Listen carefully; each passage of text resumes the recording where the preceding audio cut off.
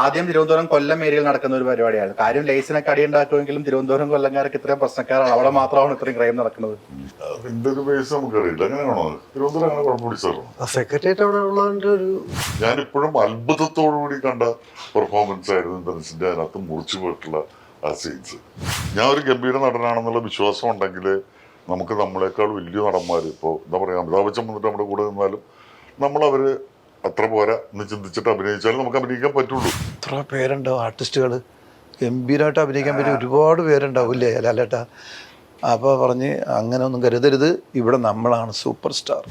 Fazil sir എനിക്ക് തോന്നുന്നു ആ കാലഘട്ടം വരെ ഏതെങ്കിലും ഡയറക്ടേഴ്സ് തന്റെ അസിസ്റ്റൻസിനോട് പടം ചെയ്യൂ എന്ന് പറഞ്ഞായിട്ട് ചരിത്രത്തിലില്ല എന്നാണ് എന്റെ വിശ്വാസം. കോമഡി ചെയ്യുന്നത് നമുക്ക് ചേട്ടാ ഫുൾ കോമഡിയാന്ന് പറയാം. അതൊന്നും ചിരിക്കാനും തോന്നില്ല, ഒന്നും ഉണ്ടാവില്ല.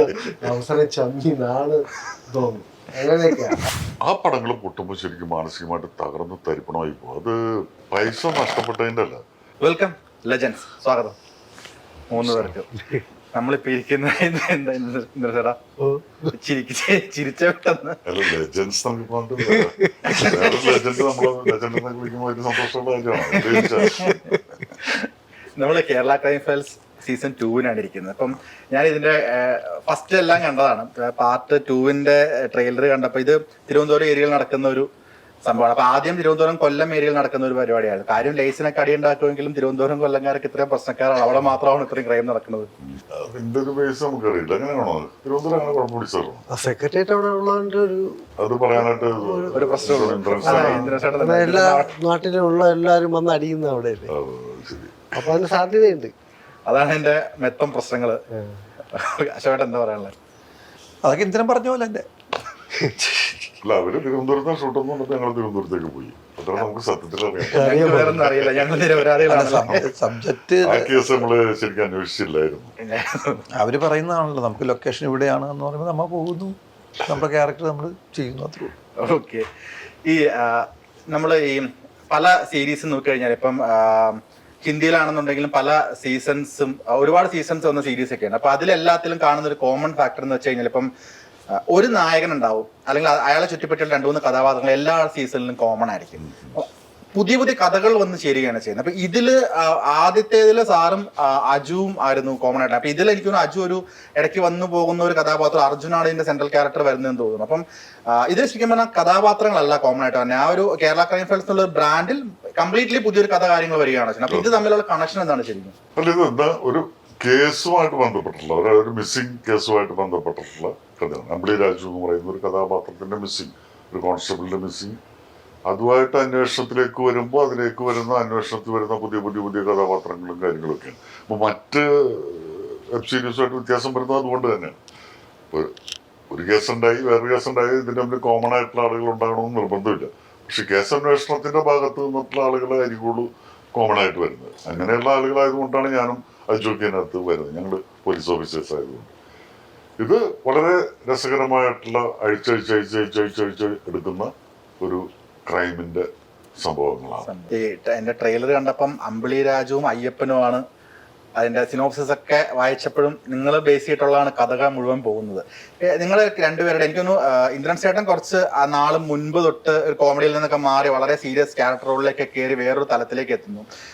അശോകേട്ടൻ ഇതിനു മുൻപ് ആകാശമൊക്കെ ചെയ്തിട്ടുണ്ടെന്നുണ്ടെങ്കിലും ഞാൻ ഈ കഴിഞ്ഞ ദിവസം കണ്ട് ഞെട്ടിയതാണ് ആഭ്യന്തര കുറ്റവാളിയിലെ ഇക്കയുടെ ഒരു കഥാപാത്രം. ഒരു എന്താ പറയുക, ഒരു കുറച്ചതേ ഉള്ളൂ, പക്ഷെ എന്നാൽ പോലും നമ്മൾ ഭയങ്കരമായിട്ട് ടച്ച് ചെയ്യുന്ന വളരെയധികം സീരിയസ് ആയിട്ടുള്ള ഒരു ക്യാരക്ടറാണ്. ഈ ഇടയ്ക്ക് ചേട്ടൻ ഒരു വലിയൊരു ഒരുപാട് ഒരേ വർഷം ഒരുപാട് സിനിമകൾ ചെയ്യാതെ 1-2 സിനിമകളായിട്ട് ചുരുങ്ങിയ ഒരു സമയം ഉണ്ടായിരുന്നു. ഇപ്പൊ കോമഡിയിൽ നിന്നൊക്കെ മാറുന്ന സമയം. ഈ തെരഞ്ഞെടുപ്പുകൾ മനഃപൂർവ്വം മാറ്റുന്നതാണ് ഇങ്ങനത്തെ കഥാപാത്രം. വളരെ സീരിയസ് ആയിരുന്നു, ലുക്ക് വൈസ് ആണെന്നുണ്ടെങ്കിലും എല്ലാം. ഇല്ല, നമുക്ക് വരുന്ന നമ്മുടെ അടുത്ത് വരുന്ന കഥകൾ നമ്മൾ കേട്ട് കഴിയുമ്പോൾ നമുക്ക് താല്പര്യം ഉണ്ടെങ്കിൽ എടുക്കാൻ പറ്റുള്ളൂ. ആ കഥയും നമ്മളൊരു ക്യാരക്ടർ മാത്രം കിട്ടിയിട്ട് കാര്യമില്ലല്ലോ. ആ കഥയും അതിൻ്റെ ബാക്കിയെല്ലാം നന്നായിട്ട് ചേർന്നാൽ മാത്രമേ നമുക്ക് അതിൽ സഹകരിക്കാൻ തോന്നുള്ളൂ. അപ്പോൾ അങ്ങനെയുള്ള കുറവുകൾ ഉണ്ടായതുകൊണ്ട് ഞാൻ പലതിൽ നിന്ന് വിട്ടു നിന്നു. പിന്നെ ചിലപ്പോൾ നല്ല ക്യാരക്ടർ വരും, പക്ഷെ ബാക്കി സംഭവങ്ങൾ സുഖമാവില്ല.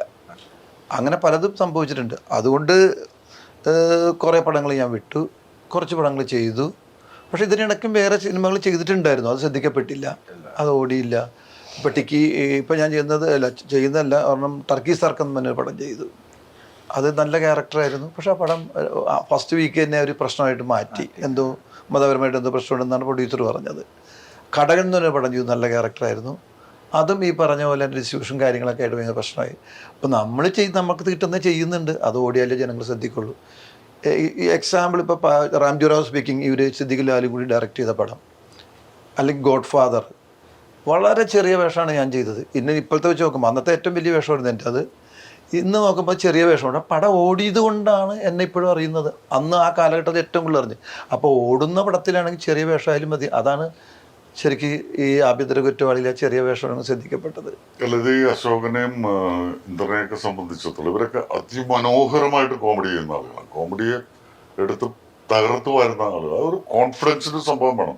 ഭീകരമായിട്ടൊരു കോൺഫിഡൻസ് ഉണ്ടെങ്കിൽ തമാശ നമുക്ക് അങ്ങനെ അവതരിപ്പിക്കാൻ പറ്റുള്ളൂ. പ്രത്യേകിച്ച് ഒരുപാട് ഇല്ലാത്ത ക്യാരക്ടേഴ്സ് ആയിരുന്നു ഇവർക്ക് ആദ്യകാലഘട്ടത്തിൽ കിട്ടിയിരുന്നത്. ആ ക്യാരക്ടർ എവിടെ നിന്ന് വന്നെന്നോ എന്താണെന്നോ ഇയാളുടെ ബാക്ക്ഗ്രൗണ്ട് എന്താണെന്നോ പറയാത്ത ക്യാരക്ടേഴ്സ് ആയിരുന്നു. അതിനകത്ത് മനോഹരമായിട്ട് തമാശകൾ പറയുന്നുണ്ട്. അതിനകത്ത് തന്നെ ഇപ്പോൾ ഏറ്റവും നന്നായിട്ട് ഈ കോമഡി ചെയ്യുന്ന ആളുകൾ എന്ന് പറഞ്ഞാൽ ഏറ്റവും നല്ല നടന്മാരെന്നുള്ള അർത്ഥത്തിലാണ് നമ്മൾ എടുക്കുന്നത്. ഇപ്പൊ പഞ്ചാബി ഹൗസിൽ തന്നെ അശോകൻ, അതിനകത്തൊരു സീനുണ്ടായിരുന്നു. അത് ഭയങ്കരമായിട്ട് പെർഫോം ചെയ്യാനുള്ള വളരെ ഡെപ്തുള്ള ഒരു സീനായിരുന്നു. പക്ഷെ എന്ത് പറ്റിയെന്ന് വെച്ച് കഴിഞ്ഞാല് ആ സീൻ അവസരം എടുത്ത് കളഞ്ഞു. അത് അതിമനോഹരമായിട്ട് അശോകൻ ചെയ്തിട്ടുണ്ട്. എടുത്ത് കളഞ്ഞ കാര്യം എന്ന് വെച്ചാൽ അതിനകത്ത് ഈ പറഞ്ഞ പോലെ വലിയ ഡെപ്തുള്ള ഒരു ക്യാരക്ടർ അല്ല ശരിക്കും രമണൻ എന്ന് പറയുന്നത്. അപ്പൊ രമണന് താങ്ങാവുന്നതിനേക്കാൾ അപ്പുറത്ത് വലിപ്പം ആ സീനിനുണ്ടായിരുന്നു. ആ സീൻ കഴിഞ്ഞ് കഴിഞ്ഞാൽ ചിലപ്പോ രമണന് അതിനു മുമ്പ് കാണിച്ച പോലുള്ള ഒരു പുറത്ത് നിൽക്കുന്ന ഒരു തമാശകൾ ചെയ്താൽ ചിലപ്പോൾ ഏറ്റില്ല എന്ന് വരും. അങ്ങനെയുള്ള പ്രശ്നങ്ങളുണ്ട്. ഞങ്ങൾക്ക് ഇന്ദ്രൻസിന്റെ കാര്യം പറയുകയാണെങ്കിൽ മാന്നർമത്തായി എന്ന് പറഞ്ഞ പടത്തിൽ നിന്ന് കട്ട് ചെയ്ത് കളഞ്ഞിട്ടുള്ളൊരു ഒരുപാട് സീൻസ് ഉണ്ട്. കട്ട് ചെയ്ത് കളയേണ്ടതെന്ന് പറഞ്ഞാൽ സാധാരണ ഞങ്ങളുടെ പടത്തിൽ ഞങ്ങൾ അത് ഇരുന്നിരുന്ന് ഇപ്പോൾ 4 മണിക്കൂറൊക്കെ ഉണ്ടാവും പടം കഴിയുമ്പോൾ. അത് ട്രിം ചെയ്ത് ഒരു സമയം എടുത്ത് ചെയ്ത് അതൊരു പാക്ഡ് ആയിട്ടുള്ള പടത്തിൽ അവസ്ഥയിലേക്ക് എത്തിക്കലാണ് പതിവ്. പക്ഷെ ഈ മാന്നർമത്തായി എന്ന് പറഞ്ഞ സിനിമയ്ക്ക് മാനസികാപ്പം കയറിയിട്ട് അതിന്റെ ഡേറ്റ് അനൗൺസ് ചെയ്തിട്ടുണ്ടായിരുന്നു, റിലീസ് ഡേറ്റ്. അത് മാറ്റാൻ പറ്റാന്ന് പറഞ്ഞു. ഞങ്ങൾക്കപ്പോൾ അത് ട്രിം ചെയ്യാനായിട്ടൊരു ടൈം കിട്ടാണ്ട് വന്നു. ഞങ്ങൾ പറഞ്ഞു ഞങ്ങൾക്കൊരു 3 ദിവസം കൂടി ട്രിമ്മിങ്ങിന് വേണ്ടിയിട്ട് കിട്ടുകയാണെങ്കിൽ ഞങ്ങൾക്ക് ഇത് കൃത്യമായി പറ്റില്ല, നമുക്ക് റിലീസ് ഒരു വിധത്തിൽ മാറ്റാൻ പറ്റില്ല. അങ്ങനെ വന്നപ്പോൾ എന്ത് പറ്റിയെന്ന് വെച്ചാൽ അതിൽ നിന്ന് പോയ ഒരുപാട് സീൻസ് ഇന്ദ്രൻസിന്റെ ആയിരുന്നു. ഞാനിപ്പോഴും അത്ഭുതത്തോടുകൂടി കണ്ട പെർഫോമൻസ് ആയിരുന്നു ഇന്ദ്രൻസിന്റെ. അതിനകത്ത് മുറിച്ചു പോയിട്ടുള്ള ആ സീൻസ്. അത് കഴിഞ്ഞ് പിന്നെ ഇവര് ഒരു മുഴുനീള ഡെപ്തുള്ള സീരിയസ് കഥാപാത്രങ്ങൾ ചെയ്തപ്പോഴാണ് പലരും തിരിച്ചറിഞ്ഞത് ഇവർക്ക് ഇത്രയും പവർഫുൾ ആയിട്ട് അഭിനയിക്കാനുള്ള കഴിവുണ്ടോ എന്നുള്ളത്. അപ്പോഴാണ് ഇവര് സീരിയസ് വേഷത്തിലേക്ക് ഇവര് മാറി ചിന്തിക്കേണ്ടി വന്നത്. അതൊക്കെ തന്നെയാണ് ഇപ്പൊ ജഗദീഷിന്റെ കാര്യത്തിലൊക്കെ ഉണ്ടായിട്ടുള്ളത്. അമ്പിളിച്ചേട്ടനുണ്ടത്. പക്ഷെ അമ്പിളിച്ചേട്ടൻ എപ്പോഴോ അത് രണ്ടും ഇങ്ങനെ ഒരേ സമയത്ത് ഇങ്ങനെ ബാലൻസ് ചെയ്ത് കൊണ്ടുപോയി എന്നുള്ളത്. ഇവര് ഹ്യൂമർ ചെയ്തിരുന്ന വെച്ച കാലത്ത് ഉണ്ടായിരുന്ന ആ വേഷങ്ങൾ ഇപ്പോൾ സത്യം പറഞ്ഞവർക്ക് കിട്ടുന്നില്ല. കാരണം ഇവർ ഇങ്ങനെ കാണാനായിട്ടാണ് ഇപ്പോ ഡയറക്ടേഴ്സിനും എഴുത്തുകാർക്കും ഒക്കെ താല്പര്യം. അത് മാറിയിട്ട് ഇവര് എല്ലാം തികഞ്ഞവരാണെന്നോ എല്ലാം ചെയ്യിക്കാൻ പറ്റും എന്ന അവസ്ഥയിലേക്ക് എത്തും. അതിന് ടൈമുണ്ട്. ഈ നാലാമത്തെ സ്പീക്കിൽ എന്തെങ്കിലും സീരിയസ് ഇമോഷൻ ക്യാരക്ടേഴ്സ് ആയിരുന്നോ അന്ന് കട്ട് ചെയ്ത് കളഞ്ഞ? ഇമോഷൻ അല്ലെങ്കിൽ പോലും വളരെ റിയലിസ്റ്റിക് ആയിട്ട് ചെയ്തിട്ടുള്ള കുറെ സീൻസ് ഉണ്ടായിരുന്നു. പ്രത്യേകിച്ച് പഞ്ചാബി ഹൗസിലും കളഞ്ഞത്. പഞ്ചാബി ഹൗസ് അല്ല, മാന്നാമത്തായില് ഡ്രൈവർ പൊന്നപ്പൻ എന്ന് പറയുന്ന ക്യാരക്ടർ, അത് ഈ വാണി വിശ്വനാഥ വഴിയിൽ നിന്ന് കിട്ടിയിട്ട് അതിനെ എടുത്തോണ്ട് പോയി വീട്ടിൽ കൊണ്ടുപോയിട്ട് പിന്നെ അവിടെ ചില സീൻസ് ഒക്കെ ഉണ്ടായിരുന്നു. അതൊക്കെ ഭയങ്കര രസകരമായിട്ടുള്ള സീൻസ് ആയിരുന്നു. ഞങ്ങൾക്ക് ഭയങ്കര ഇഷ്ടം തോന്നിയ സീൻസ് ആയിരുന്നു. എനിക്ക് തോന്നുന്നത് ഇന്ദ്രൻസിലെ നടനെ ഏറ്റവും ആദ്യം കണ്ടെത്തിയത് മാണി സി കാപ്പനാണെന്ന് എനിക്ക് തോന്നിയിട്ടുണ്ട്. അത് ഇന്ദ്രൻസിനെ അറിയാട്ടത് എങ്ങനെയാണെന്ന് എനിക്കറിയില്ല. പക്ഷെ മാണി സി കാപ്പൻ എപ്പോഴും ഇന്ദ്രൻസിന് വേണ്ടിയിട്ട് ഇന്ദ്രൻസിന്റെ ഒരു അങ്ങേറ്റത്തെ ഫാനായിരുന്നു.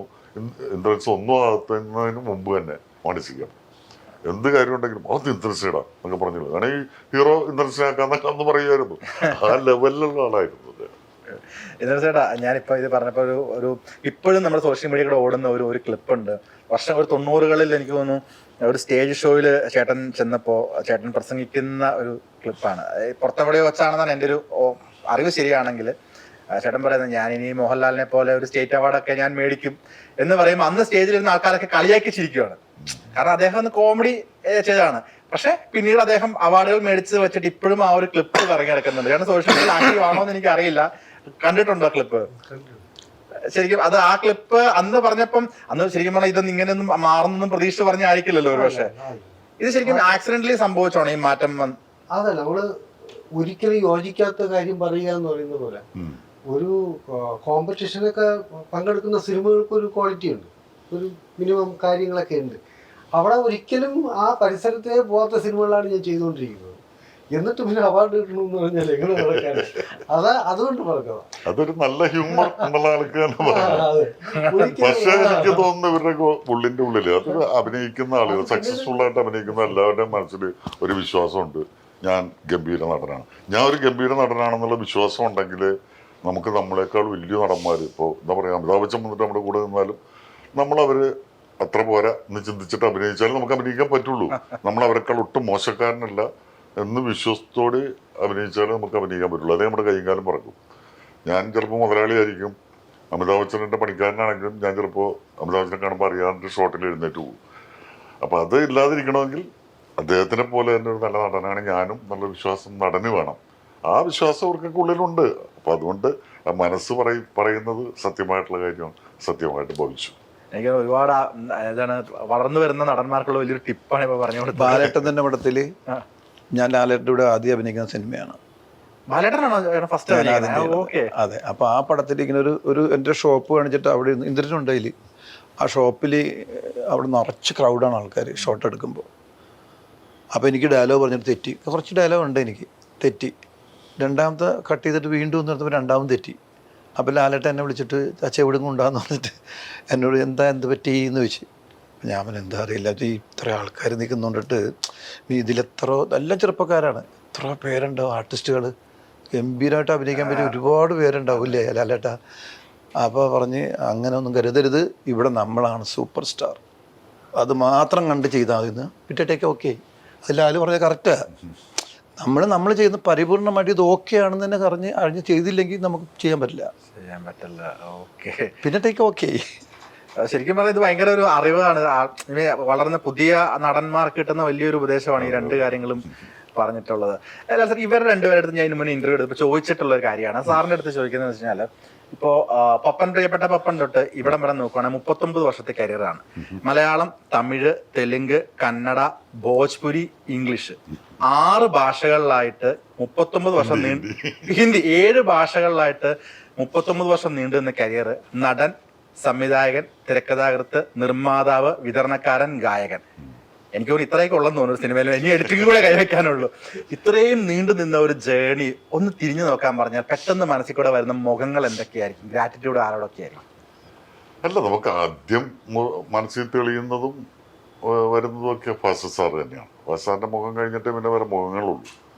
സിദ്ദിഖിന്റെ അടുത്ത സുഹൃത്താണ് ഫാസിൽ സാർ. എനിക്ക് തോന്നുന്നു ആ കാലഘട്ടം വരെ ഏതെങ്കിലും ഡയറക്ടേഴ്സ് തന്റെ അസിസ്റ്റൻസിനോട് പടം ചെയ്യൂ എന്ന് പറഞ്ഞായിട്ട് ചരിത്രത്തിലില്ല എന്നാണ് എൻ്റെ വിശ്വാസം. അതിനുശേഷം ഇപ്പോൾ ഉണ്ട്, ഇപ്പോൾ ഒരുപാട് പേര് അസിസ്റ്റൻസിനെ കൊണ്ട് ചെയ്യിക്കുന്നുണ്ട്, അതുപോലെ ക്യാമറമാനെ കൊണ്ട് ചെയ്യിക്കുന്നുണ്ട്, ഡയറക്ടേഴ്സ് തന്നെ അല്ലെങ്കിൽ അവരൊക്കെ തന്നെ. പക്ഷെ അന്ന് ഫാസിൽ സാർ ഞങ്ങളോട് അടുത്ത പടം നിങ്ങൾ ചെയ്യും, ഞാൻ പ്രൊഡ്യൂസ് ചെയ്യാം എന്ന് പറഞ്ഞു എന്ന് പറയുന്ന ആ ഒരു വലിയ മനസ്സ്. പിന്നെ ഞങ്ങളെ പിടിച്ച് ഞങ്ങളങ്ങോട്ട് ആവശ്യപ്പെട്ടിട്ടല്ല അസിസ്റ്റൻസായിട്ട് ചേർത്തത്. പുള്ളി പറഞ്ഞാൽ നിങ്ങൾക്ക് സംഭവങ്ങൾ ഉണ്ട്, പക്ഷെ സിനിമ അറിയാൻ പാടില്ലാത്തതിൻ്റെ കുഴപ്പമുണ്ട്, അതുകൊണ്ട് തന്നെ കൂടി അടുത്ത പടം വർക്ക് ചെയ്യും എന്നുകൊണ്ടാണ് നോക്കത്ത ദൂരത്തിൽ വർക്ക് ചെയ്യുന്നത്. അപ്പം അങ്ങനെ ഒരു വലിയ മനസ്സുള്ള അദ്ദേഹത്തിൻ്റെ മുഖം തന്നെയാണ് ആദ്യവും അവസാനവും ഒക്കെ ആയിട്ട് അത് തന്നെയാണ് മനസ്സിൽ തെളിയുള്ളൂ. എല്ലാ കരിയർ ശരിക്കും പറഞ്ഞാൽ നിങ്ങൾ 3 പേരുടെയും കരിയറുകളൊക്കെ എല്ലാം ആഗ്രഹം കൊണ്ടാണ് നടന്മാരായ സിനിമയിൽ എത്തുന്നത്. ബാക്കിയൊക്കെ വന്നു ചേരുന്നതായിരുന്നോ, അതെയോ വ്യക്തമായൊരു പ്ലാനിങ് ഒക്കെ ഉണ്ടായിരുന്നില്ലേ? എനിക്ക് ഇന്നത് ചെയ്യണം, അല്ലെങ്കിൽ എനിക്ക് ഇത്ര വർഷം കഴിയുമ്പോൾ ഇന്ന രീതിയിലേക്ക് എത്തണം. ഈ കരിയർ പ്ലാൻ ശരിക്കും 3 പേരുടെ ലൈഫിൽ ഉണ്ടായിരുന്നു? എന്നെ സംബന്ധിച്ചിടത്തോളം ഞാൻ ഒന്നും ആകാൻ തീരുമാനിച്ച് പ്ലാൻ ചെയ്ത് ആയിട്ടുള്ളതല്ല, എല്ലാം വന്നു ചേർന്നിട്ടുള്ളതാണ്. പക്ഷെ വന്നു ചേരുമ്പോഴൊക്കെ അത് സെലക്ട് ചെയ്തിട്ടുള്ളത് ഞാൻ എന്നെപ്പറ്റി തന്നെ ആലോചിച്ചിട്ട്, ഞാൻ ഇതിന് പ്രാപ്തനാണോ, ഞാനിപ്പോൾ പ്രൊഡ്യൂസ് ചെയ്യാനായിട്ട് എനിക്ക് പറ്റുമോ, അതിനുള്ള പണമുണ്ടോ, അല്ലെങ്കിൽ അതിനുള്ള മിടുക്കുണ്ടോ നോക്കിയിട്ടാണ് ഞാൻ പ്രൊഡ്യൂസ് ചെയ്തിട്ടുള്ളത്. പറ്റും എന്ന് തോന്നിയപ്പോൾ അഭിനയിച്ചത് ശരിക്കും പേടിച്ചായിരുന്നു. ജയരാജ് എന്ന കളിയാട്ടത്തിന് വിളിച്ചപ്പോഴും എനിക്കൊരു വിശ്വാസം ഉണ്ടായിരുന്നില്ല. ഞാൻ പറഞ്ഞ് 2 ദിവസം ഞാൻ അഭിനയിച്ച് നോക്കിയിട്ട് പറ്റില്ലെങ്കിൽ തിരിച്ചു പോകും, അവിടെ നിങ്ങൾ സബ്സ്റ്റിറ്റ്യൂട്ടിനെ കണ്ടുവച്ചോളൂ എന്ന് പറഞ്ഞിട്ടാണ് അത് ചെയ്തത്. പക്ഷെ എന്താണെങ്കിലും ഇറങ്ങി അത് എനിക്ക് പറ്റുമെന്ന് ഉറപ്പിച്ച ശേഷമാണ് നമുക്ക് ഇറങ്ങാറുള്ളത്. ഞാൻ അഥവാ പാതി മനസ്സിലിറങ്ങിയിട്ടുണ്ടെങ്കിൽ പോലും അത് ഇറങ്ങിക്കഴിഞ്ഞ് കഴിഞ്ഞാൽ പിന്നെ 100% അതിന് വേണ്ടി നിൽക്കുക എന്ന് പറയുന്ന. കാരണം ഞങ്ങൾ ഫസ്റ്റ് സാറിൻ്റെ അസിസ്റ്റൻസ് ആയിട്ട് ചേരുമ്പോൾ ഞങ്ങൾ 5ാമത്തെ 6ാമത്തെ അസിസ്റ്റൻസ് ആയിരുന്നു. പക്ഷെ ഒരാഴ്ച കഴിഞ്ഞപ്പോൾ ഞങ്ങൾ ഫസ്റ്റ് സെക്കൻഡ് അസിസ്റ്റന്റ് ആയിട്ട് മാറി. എന്താ വെച്ചാൽ നമ്മൾ ശരിക്കും ചെല്ലുന്നത് ഇങ്ങനെ ഒരു ചാൻസ് കിട്ടി, അത് പഠിക്കണം എന്ന് പറയുന്നത്. അത് കഴിഞ്ഞ് ഡയറക്ടർ ആകണം എന്നുള്ളതല്ല, പക്ഷെ അത് പഠിക്കണം എന്നുള്ളൊരു അതിനു വേണ്ടിയിട്ട് മാക്സിമം ആ പടം ഭംഗിയായിട്ട് പോകാനായിട്ട് നമ്മൾ എന്തൊക്കെ ചെയ്യാൻ പറ്റുമോ അത് ചെയ്യണം എന്ന് പറയുന്നൊരു മനസ്സുണ്ടായിരുന്നു. ആ പ്രവൃത്തിയാണ് നമ്മൾ എന്തെങ്കിലുമൊക്കെ ആക്കിയിട്ടുള്ളത്. അല്ല, അങ്ങനെയൊന്നുമില്ല. അഭിനയിക്കുന്ന കാണുന്നത് കൊതിയാണ്, അതുപോലെ ചെയ്യണമെന്നൊക്കെ തോന്നിയിട്ടേ ഉള്ളൂ. വേറെ ഒന്നും എല്ലാം അല്ല അങ്ങനെ പ്ലാൻ ചെയ്തിട്ടല്ല. ഒരു ഗ്യാപ്പ് ഉള്ളിടത്തോട്ടൊക്കെ നുഴഞ്ഞു കയറാനുള്ള ശ്രമം നടത്തി പോകും, അങ്ങനെ പോകും. ഇപ്പൊ സ്ക്രിപ്റ്റ് സെലക്ഷൻ എങ്ങനെയാണ് ശരിക്കും? പണ്ട് എന്തും ചെയ്യായിരുന്നു ചേട്ടൻ, പക്ഷെ ഇപ്പൊ മലയാളികളുടെ മുന്നിൽ പഴയ ഒരു ഇന്ദ്രൻസിനെ അല്ല ആൾക്കാർ കാണുന്നത്. ഇപ്പൊ നിങ്ങളെ 3 പേരുടെയും കാര്യത്തിലാണെന്നുണ്ടെങ്കിൽ, ഇപ്പം ജഗദീഷ് ചേട്ടൻ്റെ ആണെന്നുണ്ടെങ്കിൽ, അശോക് ചേട്ടൻ്റെ ആണെന്നുണ്ടെങ്കിൽ, ഇന്ദ്രൻ ചേട്ടൻ്റെ ഒക്കെ കരിയർ, ഇപ്പൊ സുരാജ് ചേട്ടൻ്റെ ഒക്കെ ആണെന്നുണ്ടെങ്കിലും, നിങ്ങളുടെ കോമഡിയേക്കാൾ ഉപരി ഇപ്പം മലയാളികൾ കാണുന്നതും അത്ഭുതപ്പെടുന്നതും മറ്റൊരു വശമാണ്. അപ്പൊ ഇപ്പോഴത്തെ സ്ക്രിപ്റ്റ് സെലക്ഷൻ ഒക്കെ എങ്ങനെയാണ്? അങ്ങനെ സെലക്ട് ചെയ്യാൻ വേണ്ടി മാത്രമൊന്നും വരുന്നൊന്നുമില്ല. ഇപ്പൊ കോമഡി സ്ക്രിപ്റ്റ് ആരെങ്കിലും വരാറുണ്ടോ? ഐ മീൻ കോമഡി ചെയ്യുന്നത് വളരെ കുറവാണോ? ഇല്ല, കോമഡി ചെയ്യുന്നത് നമുക്ക് ചേട്ടാ ഫുൾ കോമഡിയാന്ന് പറയാം. ഒന്നും ചിരിക്കാനും തോന്നില്ല, ഒന്നും ഉണ്ടാവില്ല. അവസാനം ചമ്മി നാണ് തോന്നും, അങ്ങനെയൊക്കെയാ. അത് എന്തൊക്കെയാണെന്ന് പിടുത്തമില്ല, വരും. അത് എന്താ വെച്ചാല് കോമഡി ചെയ്തിട്ടോ പറഞ്ഞിട്ടോ അത് ചിരിച്ചില്ലെങ്കിൽ, അല്ലെങ്കിൽ അത് ഏറ്റില്ലെങ്കിൽ അതിന് ചളം ചളി വളിപ്പ് എന്നൊക്കെ പെടുന്നതാണ്. പക്ഷെ ഞാൻ കരയിപ്പിക്കാൻ വേണ്ടിട്ട് ഒരു സീൻ അഭിനയിച്ചിട്ട് ആരും കരഞ്ഞില്ല എന്ന് കരുതിക്കോ, പടത്തിൽ ക്ലാസ്സാ. അപ്പൊ അതിന് പ്ലസ് ആണ് കിട്ടുന്നത്, മറ്റത് മൈനസിന് അങ്ങേറ്റത്തേക്കും അതെ. അങ്ങനെയൊക്കെ ഉള്ള സ്ക്രിപ്റ്റ് ഉണ്ടാക്കൽ ബുദ്ധിമുട്ടാ. ചുമ്മാ മറ്റു കഥ പറയുന്ന പോലെയല്ല. പക്ഷെ അവിടെ തോറ്റു പോകുമ്പോൾ പിന്നെ അതിന്റെ പുറത്ത് എന്ത് ചെയ്തിട്ടും കാര്യം. കോമഡി എഴുതാനും അവതരിപ്പിക്കാനും ബുദ്ധിമുട്ടാണ്. എഴുതുക എന്നുള്ളത് ഭയങ്കര ബുദ്ധിമുട്ടാണ്. കാരണം ഇപ്പോൾ ഞാൻ കണ്ടേക്കണ കുറേ സിനിമകളെ വെച്ച് നോക്കുമ്പോൾ, ഞങ്ങൾ പണ്ട് വണ്ടിയിൽ പ്രോഗ്രാമിന് പോകുമ്പോൾ തന്നെ സിദ്ദിഖിലാലും ഒക്കെ ഞങ്ങൾ ഒരുമിച്ച് പ്രോഗ്രാമിന് പോകുന്ന സമയത്ത് തന്നെ ഇവർ ഓരോ കഥകൾ എഴുതി വെച്ച കുറേ കഥകളുണ്ട്. എനിക്കൊന്നും പലതും ഇപ്പോൾ ഇറങ്ങിയിട്ടില്ലെന്ന് എനിക്ക് തോന്നണം. പല കഥകളും ഇവർ വണ്ടിയിൽ വെച്ച് പറഞ്ഞാൽ ഞങ്ങൾ വണ്ടിയിൽ നിന്ന് ചിരിച്ച് ഞങ്ങൾക്ക് വല്ലാണ്ടാവും. അപ്പം ആ കാലഘട്ടത്തിൽ നമ്മൾ ചില സിനിമകൾ കാണുമ്പോൾ നമുക്കൊന്നും ഇവരല്ല, അന്ന് ഒരു സിനിമയിൽ അങ്ങനെ വന്നിട്ടില്ല. നമ്മളാണെങ്കിൽ ഈ സിനിമയൊക്കെ എന്ത് നിങ്ങൾക്ക് ചെയ്തുകൂടി അതൊക്കെ ഉള്ളതെങ്കിൽ നമ്മളിങ്ങനെ പറയും. പക്ഷെ ഇപ്പോഴും നമുക്ക് അതുപോലെ തന്നെ ചില കോമഡി സബ്ജക്റ്റുകൾ വന്ന് പറയാറുണ്ട് നമ്മളടുത്ത്. നമുക്ക് തോന്നുന്നു എന്താണ് ഇവരൊക്കെ ഇപ്പോഴും എന്നോട് ഈ അടുത്ത കാലത്ത് ഒരു സിനിമ ഹിറ്റായ ഒരു സിനിമയുടെ ഡയറക്ടർ അതിൽ അഭിനയിക്കാൻ വിളിച്ചിട്ട് എന്നെ ഒരു മുറി കയറ്റി, അയാളുടെ ഫ്ലാറ്റിൻ്റെ മുറി 1 മിനിറ്റ് നമുക്ക് ഇവിടെ ഒത്തിരി നേരം സംസാരിക്കാമെന്ന് പറഞ്ഞു. എന്നിട്ട് ചോദിച്ചത് ഈ പഞ്ചാബി ഹൗസ് എങ്ങനെയാണ് അവർ ചെയ്തത്, എന്തൊരു ഭയങ്കര രഹസ്യം, ഒരു ഇൻവെസ്റ്റിഗേഷൻ ചോദിക്കണ പോലെ തന്നെ. അത് അവരോട് തന്നെ ചോദിക്കണമെന്ന് പറഞ്ഞു. കാരണം അത് എഴുതാനും എടുക്കാനും ബുദ്ധിമുട്ടാണ്. അഭിനയിക്കാൻ നമുക്ക് പിന്നെ വലിയ അത്രയില്ലെന്ന് പറയാം. എഴുതുക എന്ന് തന്നെ ആണല്ലോ അവരെ മനസ്സിലാദ്യം വരണ്ടേ, ഒരു പിക്ചർ വരണ്ടേ. അത് ഇത്രയോ കഥകൾ കേൾക്കുന്നുണ്ട് അറിയും നമ്മൾ, തമാശ കഥകൾ എത്രയോ കഥകൾ കേൾക്കുന്നുണ്ട്. ഒരു വാക്ക് നമുക്ക് ചിലത് എടുക്കാൻ പറ്റില്ല. ചിലത് അമ്മ തന്നെ ഇരുന്ന് പിന്നെ ഇരുന്ന് ശരിയാക്കണം എന്ന് വെച്ചാൽ നടക്കുന്ന കാര്യമില്ല. പക്ഷേ ഇതിൻ്റെ ഇടയ്ക്ക് ഇപ്പോൾ ഒരു 2 സിനിമ ഞാൻ കോമഡി ഫിലിം ചെയ്തു. ടോട്ടാലിറ്റി വലിയ കുഴപ്പമില്ലാത്തൊരു സംഭവമാണ്. സീരിയസിൻ്റെ ഇടയിൽ കൂടി ചെയ്യുന്നത്. ഇപ്പം 3-4 പടം ചെയ്തുകൊണ്ടിരിക്കുകയാണ്. അതിലും 2 തമാശ ഉണ്ട്. ഓക്കെ. അത് കണക്ട് ചെയ്ത് വന്നത് ആ ചോദ്യം മറ്റതാണ്, എങ്ങനെയാണ് കരിയർ പ്ലാൻ? അങ്ങനെ ഒന്നും പ്ലാനിങ് ഉണ്ട്. ഞാൻ ആദ്യമായിട്ട് സിനിമയിൽ അഭിനയിക്കുന്നത് ഈ സിദ്ദിഖ് ലാലിൻ്റെ കഥയിലാണ്. കാരണം അവർ പ്രിയപ്പെട്ട പപ്പനാണ് എൻ്റെ ഫസ്റ്റ് ഞാൻ ഒരു സിനിമയിൽ മുഖം കാണിക്കുന്ന ഫസ്റ്റ് ഒരു ഗംഭീര വേഷമായിരുന്നു. അത് ഉഗ്ര സബ്ജക്റ്റുമായിരുന്നു. പക്ഷെ അന്ന് ഈ ഫാൻറ്റസി പ്രാബല്യത്തിൽ വന്നിട്ടില്ല, സിനിമയിൽ വന്നിട്ടില്ല. ഇപ്പൊക്കെ ആണെങ്കിൽ അത് ഗംഭീര സിനിമയാവും. ഫ്ലോപ്പായിരുന്നു? ഇല്ലില്ല, അത്ര ഹിറ്റല്ല സംഭവം എന്ന് വെച്ചാൽ അന്ന് ഫാൻറ്റസി ആൾക്കാർ കണ്ട് ചർച്ച ചെയ്യുന്നുണ്ട്.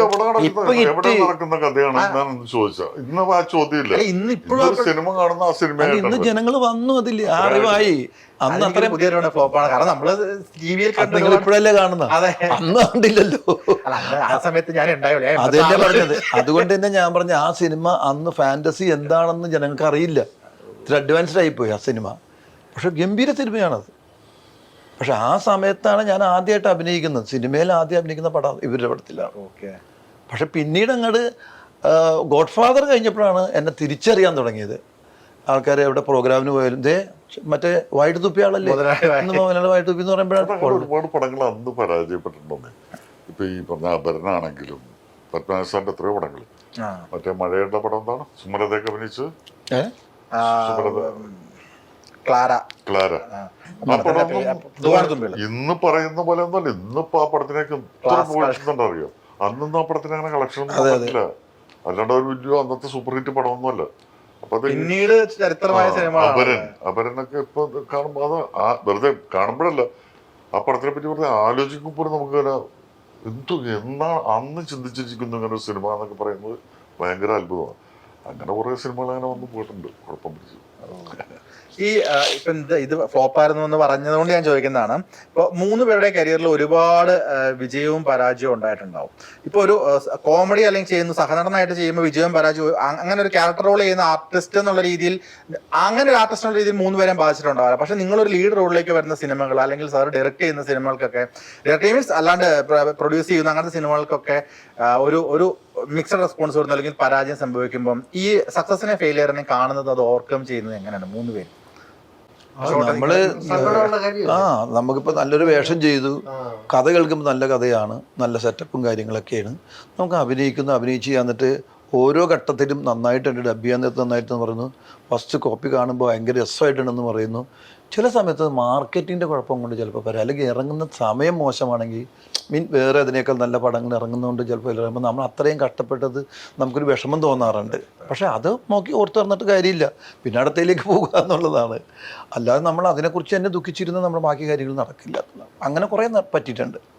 പിന്നെ പേടിയാവുക, അത് ഉള്ളിൽ കിടക്കുമ്പോഴത്തേക്ക് നമ്മൾ ഇതുപോലെ പ്രതീക്ഷിക്കുന്ന പടങ്ങൾ പോകുമ്പോഴത്തേക്കും എന്ത് കാരണം കൊണ്ടാണ് അത് സംഭവിച്ചാലും അതൊരു ഇതിപ്പോ ഈ ഡയറക്റ്റ് ചെയ്യുന്ന പടമാണെങ്കിൽ, എന്നെ സംബന്ധിച്ചിടത്തോളം ഡയറക്റ്റ് ചെയ്യുന്ന പടമാണെങ്കിലും പ്രൊഡ്യൂസ് ചെയ്ത പടമാണെങ്കിലും, പ്രൊഡ്യൂസ് ചെയ്യുമ്പോൾ ഞാൻ അങ്ങേറ്റം എല്ലാ ദിവസവും സെറ്റിൽ തന്നെ ഉണ്ടാകുന്ന ആളാണ് ഞാൻ. അങ്ങനെ പ്രൊഡ്യൂസറായിട്ട് ഇങ്ങനെ മാറിയിരിക്കുന്നതാണ് ഞാൻ. ഭയങ്കര എൻജോയ് ചെയ്യുന്ന ആളാണ് പ്രൊഡ്യൂസറുടെ പണി.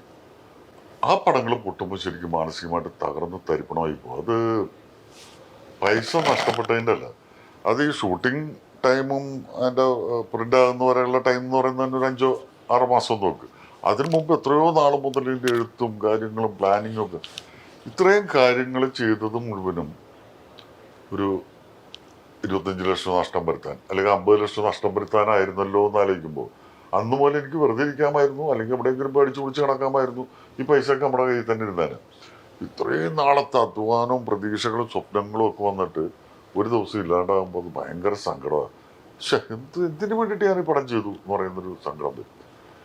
അഭിനയിക്കുന്ന കാര്യത്തിൽ ഞാനത് കെയർ ചെയ്യാറില്ല. കാരണം അതിൻ്റെ റെമ്യൂണറേഷൻ കിട്ടിക്കഴിഞ്ഞു, പൈസ കഴിഞ്ഞു. പിന്നെ നമുക്കറിയാവുന്ന പെർഫോമൻസും കാര്യങ്ങളൊക്കെ നമ്മൾ മാക്സിമം ആ സമയത്ത് ചെയ്തിട്ടുണ്ട്. അതിൽ നിന്ന് വേറെ ഈ പടം ഇറങ്ങിയിട്ട് പ്രൊഡ്യൂസർക്ക് കാശ് കിട്ടണം, ഡയറക്ടർക്ക് ഗുണം ചെയ്യണം എന്നൊക്കെ പറഞ്ഞ ആഗ്രഹം ഉണ്ടെങ്കിൽ പോലും അതിനെപ്പറ്റി പിന്നെ അങ്ങനെ അവിടെ ബോധേടാറില്ല. ഇപ്പം ഞാൻ പറയട്ടെ, ഇപ്പം എൻ്റെ വലിയ ഹിറ്റായിരുന്നു സോൾട്ട് ആൻഡ് പെപ്പർ എന്ന് പറഞ്ഞ പടം. അതിനകത്ത് ഞാൻ ലീഡ് വേഷം ചെയ്തതാണ്. ഞാൻ ആ പടത്തിൻ്റെ ബാംഗ്ലൂരിൽ ഞാനും വൈഫും കൂടി അവിടെ ഒരു മോളിൽ പർച്ചേസ് ചെയ്തുകൊണ്ടിരിക്കുമ്പോൾ എനിക്ക് ഫോൺ വരും, പടം പൊളിച്ചട്ടോ എന്ന്. എനിക്കൊരു ഐഡിയ കിട്ടില്ല ഏത് പടമാണ് എന്താണ്. അപ്പം ഞാൻ ചോദിച്ചാൽ ഏതാണ് അപ്പം അല്ല, സോൾട്ട് ആൻഡ് പെപ്പർ റിലീസായിരുന്നു, ഭയങ്കര അഭിപ്രായമാണ്. അപ്പോഴാണ് ഞാൻ അറിയുന്നത് റിലീസാണെന്ന്. മനസ്സിലായില്ലേ? എന്നിട്ട് ഞാൻ കൊണ്ട് വെച്ചു. അപ്പോഴും എനിക്കത് വിശ്വാസമൊന്നും ആയില്ല. പിന്നെ തുരുതുരി വിളി വരാൻ തുടങ്ങി. പക്ഷെ എന്നിട്ട് ഞാൻ പിന്നെ അത് ആസ്വദിക്കാൻ വേണ്ടി അപ്പം തന്നെ ഫ്ലൈറ്റ് എടുത്ത് വന്നു.